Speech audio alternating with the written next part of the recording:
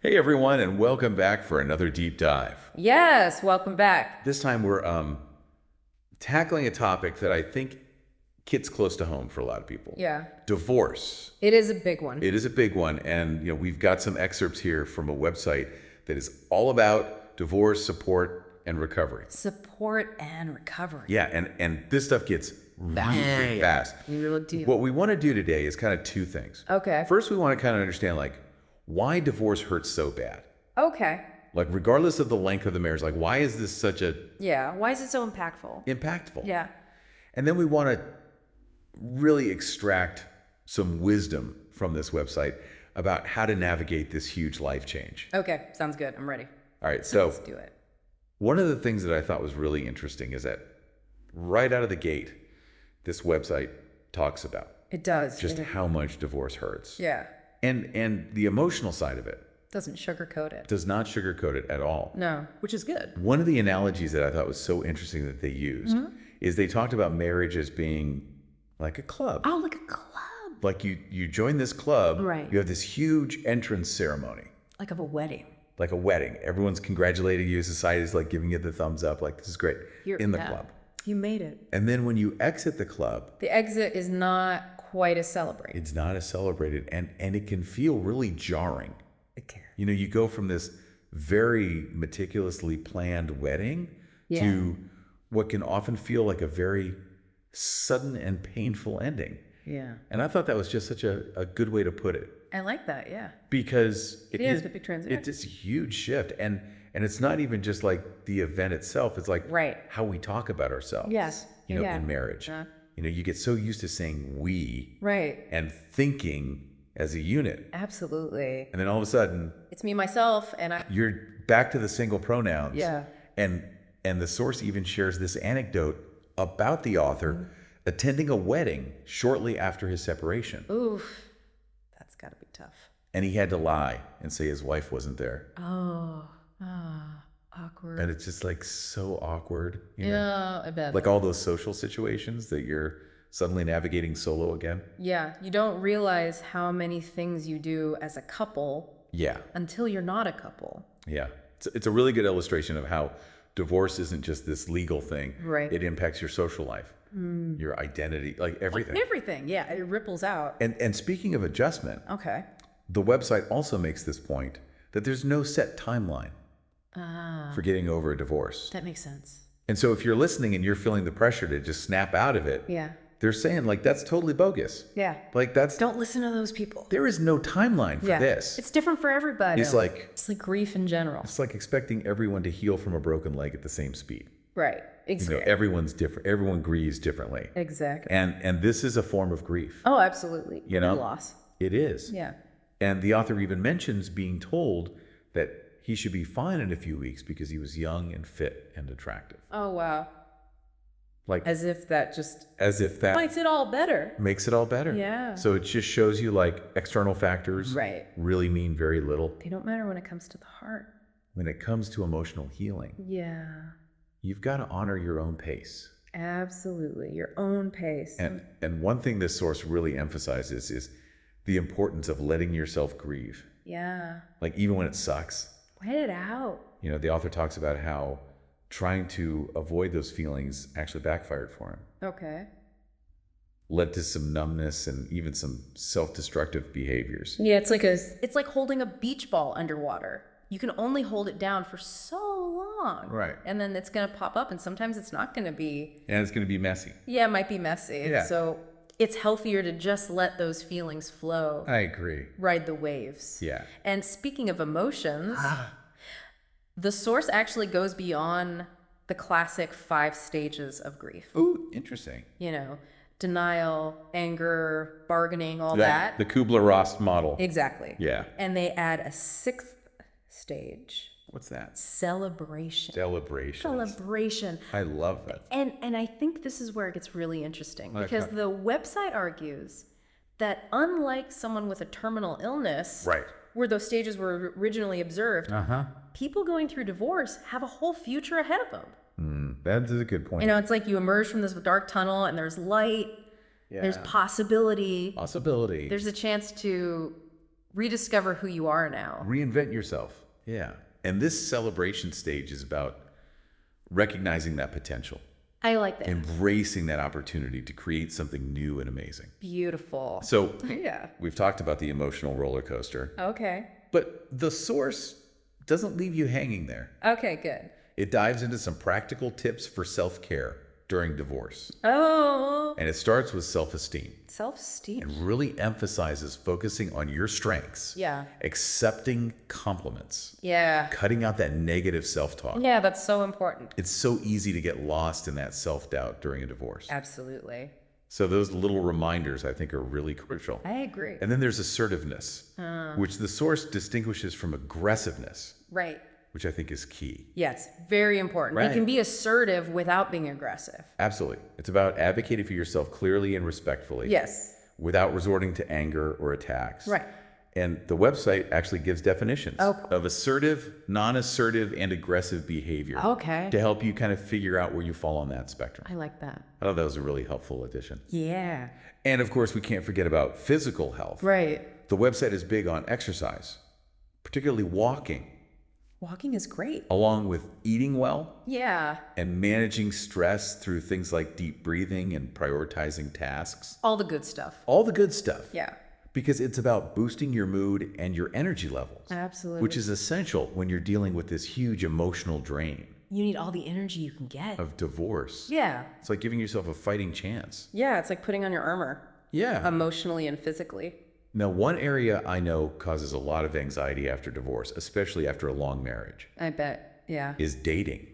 Dating. It makes sense, right? Yeah. Putting yourself out there again after a major heartbreak, It's scary. it can feel incredibly vulnerable. It can be very vulnerable. Yeah. And the source actually cautions against what they call rebounding, Rebounding. which is essentially Slumping right back. jumping into a new relationship too quickly Yeah. without processing. Right. The last one, Without healing. they highlight the risk of repeating those same old patterns and even bring up the statistic that half of second marriages end in divorce. Oh, wow. So Makes you think. it's not about never dating again, Right.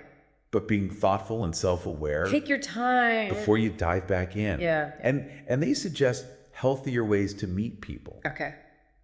through shared interests like church hobbies, professional organizations, that kind of thing. Things that you already like to do. Yeah. Yeah. So that you're more likely to connect with someone who shares your values Right. and builds a stronger foundation Yeah. for any potential relationship. Absolutely. And don't underestimate the power of your friends. Oh, friends are so important. Right. Yeah. They can offer support, a listening ear, Yep. and maybe even some brutally honest feedback Sometimes you need that. when you need it. Yeah. It's like having your own personal cheer squad Yeah. and dating coaches All rolled into one. all rolled into one. Yeah. Now let's shift gears a bit. Okay. The source also delves into a topic that's not always discussed, but is very real. Okay. The health risks associated with divorce. Oh, yeah. That's I interesting. mean, it's stressful, we know that, Right. but But risky. risky. Okay. The data is pretty eye-opening. Okay. I'm listening. For example, did you know that research has shown a 12 times greater risk 12 times. of major illness in the first year after a divorce? Wow. That's huge. 12 times. Yeah. It's a huge jump. That's crazy. It really makes you realize that divorce isn't just emotional. Right. It impacts your whole body. It's a whole body experience. It really is. Yeah. And it's not just physical health. The source mentions a doubled risk of death for widows in the first year after losing their spouse, Oh, wow. and increased accident rates around the time of divorce.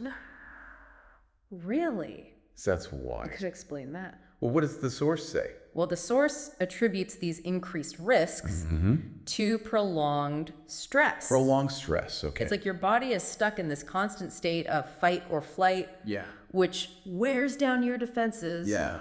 and makes you more susceptible to illness and injury. That makes sense. It makes sense. Your body's just depleted. You're dealing with emotional turmoil, financial changes, maybe even legal battles or custody issues. Right. All that stuff. It's a lot to handle Yeah, on yeah. top of heartbreak. Right. And while those statistics might sound alarming, Okay.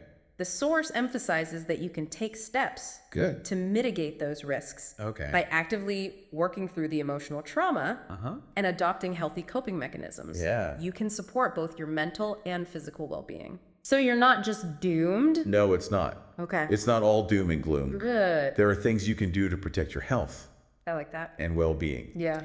And one specific recommendation that stood out to me was to avoid seeking a new partner for at least 6 months after separating. 6 months. Okay. That's a really interesting point. Yeah. It might seem counterintuitive, It does a little bit. but it's about giving yourself that time To heal. to heal Okay. and avoid rushing into something new Yeah. before you're ready. Before you're ready. The website uses this analogy of relationship addiction, Oh, interesting. arguing that jumping into a new relationship too quickly Yeah. can be like seeking a fix Right. to avoid the pain of withdrawal Like you're trying to. from the previous relationship. Yeah, just replace it with something else. Yeah, so it's not about swearing off dating forever. Right. It's about taking that time Process. to process what happened, to heal, Yeah. and to avoid repeating those old patterns. Right. So you don't just jump from one bad relationship to another. Exactly. Okay. And they even suggest being upfront about this policy Yeah. with potential dates I like that. to avoid any misunderstandings or pressure. Yeah. Just being honest and open. Transparency is key Yes. in any relationship, but especially when you're navigating the post-divorce dating scene. For sure. So Okay. now let's switch gears Okay. and talk about something a bit more positive. All right. Good. The source offers some really interesting insights into finding happiness as a single person. Oh, okay. I was particularly intrigued by the idea of shifting from expectations to preferences. Preferences. Okay. Can you elaborate on that a little bit? I can try. Let's see what we've got here. Okay. Yeah. So the source is arguing that a lot of our unhappiness comes from clinging to these rigid expectations that we have. Right. We expect our partner to behave a certain way. Right. We expect our marriage to last forever. We expect our lives to follow this specific script. Right. And when those expectations aren't met, Yeah. we end up feeling like we failed. Yeah. Like life has let us down. Right. Or life has let us down. Exactly. It's like setting yourself up for disappointment, It is. you know? Yeah. But when you consciously shift your focus Okay. from expectations to preferences, something amazing happens. What happens? It's like you take the pressure off yourself Okay. to control everything. Yeah, you can't control everything. And instead you embrace a more flexible, accepting Right. approach to life. To go with the flow. Go with the flow. Yeah. So instead of demanding that your ex apologize, Right. you might simply prefer Yeah. they did. But you can't make them. But you can accept Right. that they might not. Yeah. You know, That's a good point. you're not trying to force a specific outcome. Right. You're allowing for the possibility Yeah. that things might unfold differently Yeah. than you had hoped. Sometimes they do. And that's okay. That's okay. It's about recognizing Yeah. that you can't control everything, You can't. but you can control your response Right. to what happens. That's a good point. And the source argues that this simple mental shift Just that shift. from expectations to preferences Okay. can actually increase your happiness Really? because you're no longer constantly fighting against reality. Yeah, you're working with it. You're flowing with it. Yeah. So I love that. Me too. Now, when it comes to finding that flow, Okay. the source also offers 3 distinct approaches to adjusting to single life after divorce. 3 approaches. What are those? Okay, so the first one is the classic Okay. time heals everything approach. Yeah, okay. And this one acknowledges that it just takes time to process a divorce, Yeah. typically around 2-3 years. Okay. And the best thing you can do is just be patient with yourself and allow the healing to happen naturally. So it's like the slow and steady approach. Slow and steady wins the race sometimes. Trusting that time will eventually smooth out the rough edges. Right. Okay.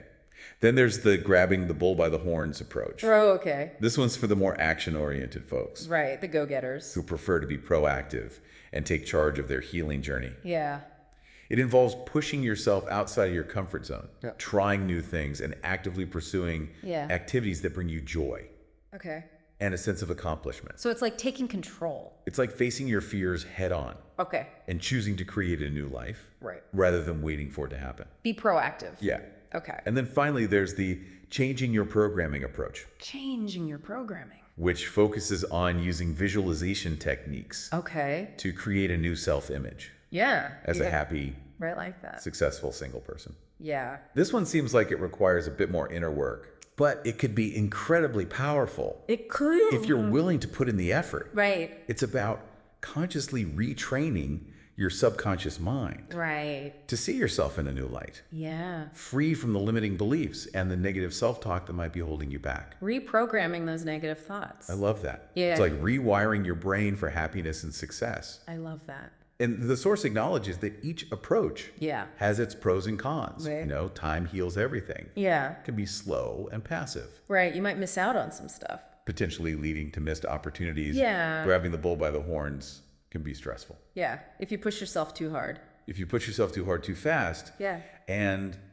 changing your programming, Yeah. while effective for many, does require consistent effort Right. and a willingness to engage in those visualization exercises, which not everyone enjoys. It's not for everybody. So it's all about finding the path that feels most authentic Right. and aligned with your personality Yeah. and needs. There's no one right way There's no right or wrong way to heal. to navigate this journey. Yeah. Now, before we wrap up this part of our deep dive, Okay. there's one more crucial aspect of the source material. I'd love to explore Okay. the concept of the comfort zone, Comfort zone. Okay. particularly as it relates to adjusting to single life. Okay. Interesting. How does the source connect comfort zones to the post-divorce experience? Well, let's see. Okay. Yeah. So it's suggesting that if your self-image is that of a lonely, undesirable, unable to cope single person, Right. then your comfort zone is going to involve things like staying home, isolating yourself, and dwelling on your perceived misfortune. Right. It's arguing that you'll feel uncomfortable and even stressed if you try to force yourself to do fun things or socialize with other singles, because those actions just don't align with your current self-perception. Right. So you're basically trapped in this cycle Yeah. of negativity. Right. Because your actions are reinforcing your negative self-beliefs. Yeah. Exactly. Okay. And the source contrasts this Okay. with the comfort zone of someone who sees themselves as a happy, Okay. successful, and fulfilled single person. Yeah. For them, their comfort zone naturally involves Right. engaging in activities that align with that positive self-image, going out socializing, pursuing new interests, embracing their newfound freedom. Right. So the key takeaway here What's that? is that your comfort zone is not fixed. Okay. It expands or contracts Interesting. depending on your self-perception. Wow. So That's powerful. if you want to create a more fulfilling and joyful experience Yeah. as a single person, Okay. you need to start by changing your self-image. Changing how you see yourself. It's about consciously choosing to see yourself as capable, worthy, Yeah. and deserving of happiness, Right. regardless of your relationship status. Oh, that's so important. And then the actions that once felt uncomfortable, Right. putting yourself out there dating, Yeah.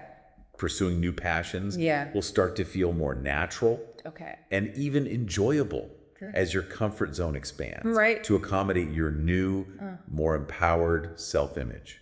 I love that. It's a powerful reminder that the journey of healing and growth after divorce is about so much more Yeah. than just moving on from a relationship. Right. It's about rediscovering yourself, embracing your potential, and creating a life A new life. that feels authentic and aligned with who you truly are. That's a great point. It's like stepping into a new version of yourself, Yes. one that's ready to embrace all the possibilities that single life has to offer. Beautiful. I love that. And that leads us perfectly to the last big point the source emphasizes, Okay, what's that? which is dating after divorce. Dating. I know it can feel daunting. It can, especially after a long marriage. Especially after a long marriage. Yeah. It's like re-entering a whole new world Right. with different rules and expectations. The rules have changed. The rules have changed. Yeah. And the source really stresses avoiding rebounding, which is basically jumping into another relationship too quickly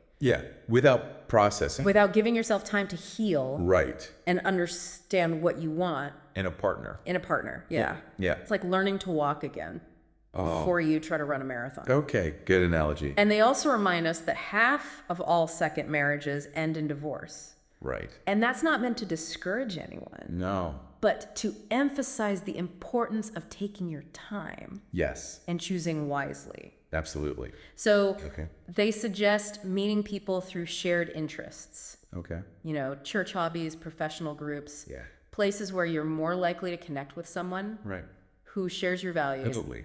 and don't underestimate the value of your friends. Oh, friends are great. Right. Yeah. They can be a fantastic support system. Offer honest feedback. You need that. And even play matchmaker Sometime. if you're open to it. Yeah. It's like having your own personal dating advisory board. Your own personal team. Yeah. Yeah. And speaking of advice, Okay. the source has some really interesting thoughts on communication when dating after divorce. The source suggests being upfront about that with potential dates, I like that. just to avoid any confusion Yeah. or pressure. Yeah, just be honest. Transparency is key Yeah. in any relationship, Absolutely. but especially when you're navigating the post-divorce dating scene. Yeah, it's a whole new world. So true. It is. Well, I think we've covered just about everything Yeah, I think so. in this incredibly insightful It's been good. source material. Yeah, It's been a really thought-provoking it has. deep dive. Yes. What stood out to you the most? You know, I really liked that phrase about turning divorce lemons into new life lemonade. Oh, yeah. I thought that was really good. So good. Yeah, It's such a simple phrase, it is. but it perfectly captures that potential for growth and transformation that exists even in the midst of heartbreak. Absolutely. You yeah, know? yeah. It's a reminder that while divorce can be incredibly difficult, Yeah, it doesn't have to define you. it doesn't. It can be the catalyst Yeah. for a whole new chapter, one filled with possibility, Possibility. self-discovery, and maybe even more joy Yeah, than you could have imagined before. I love that. Beautifully said. Thank you. So for anyone out there who's going through a divorce or knows someone who is, Yeah, remember that you're not alone. you're not alone. And as this source material reminds us, Yeah, there's a whole community of support waiting to help you navigate this transition absolutely. and create a fulfilling life on the other side. Yeah, there's life after divorce. There is. Yes. Be patient with yourself. Yes. Allow yourself to grieve. Yeah. And don't be afraid to seek support. It's okay to ask for help. There's no shame in asking for help. Yeah. And remember, when life gives you divorce lemons, Yeah. learn how to make that delicious New life lemonade. new life lemonade. Cheers to that. Cheers. Okay. And that brings us to the end of our deep dive into this incredibly insightful source material Yeah. on divorce support and recovery. It's been great. We hope you found it helpful.